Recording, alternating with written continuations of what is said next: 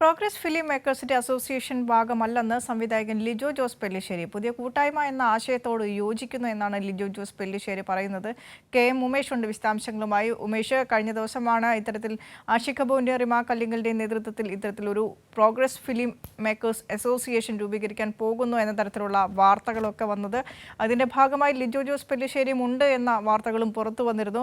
പക്ഷേ ഇപ്പോൾ അതിനൊരു നിഷേധക്കുറിപ്പ് ഇറക്കിയിരിക്കുകയാണ് ലിജോ ജോസ് പെല്ലിശ്ശേരി. എന്താണ് അദ്ദേഹം പറയുന്നത്?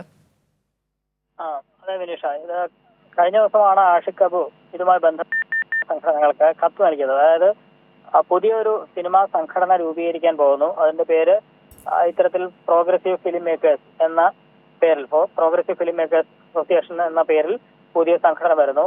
ആ സംഘടനയുടെ നേതൃസ്ഥാനത്ത് ആഷിഖ് അബു, ലിജോ ജോസ് പെല്ലിശ്ശേരി, രാജീവ് രവി, അഞ്ജലി മേനോൻ, റിമ കല്ലിങ്കൽ എന്നിവരുടെ നേതൃത്വത്തിലാണ് ഈ പുതിയ സംഘടന ഉണ്ടാവുക എന്നുള്ളതാണ്. എന്ന് മാത്രമല്ല, ഇതിൽ നേതൃസ്ഥാനം വഹിക്കാൻ പോകുന്നവരുടെ പേര് സഹിതമാണ് ആഷിഖ് അബു കത്ത് നൽകിയത്. ആ പേരുകാരിൽ രണ്ടാമനായി ലിജോ ജോസിന്റെ പേരും ഉണ്ടായിരുന്നു. ലിജോ ജോസ് പെല്ലിശ്ശേരിയുടെ പേര് രണ്ടാം സ്ഥാനത്ത്.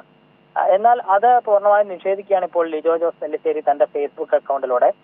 ഫേസ്ബുക്കിൽ അദ്ദേഹം ഒരു പോസ്റ്റ് ഇട്ടിട്ടുണ്ട്. അതിൽ പറയുന്നത്, ഈ മാധ്യമങ്ങളിൽ പ്രചരിക്കുന്ന ചലച്ചിത്ര കൂട്ടായ്മയിൽ ഞാൻ നിലവിൽ ഭാഗമല്ല എന്നാണ് അദ്ദേഹം പറയുന്നത്.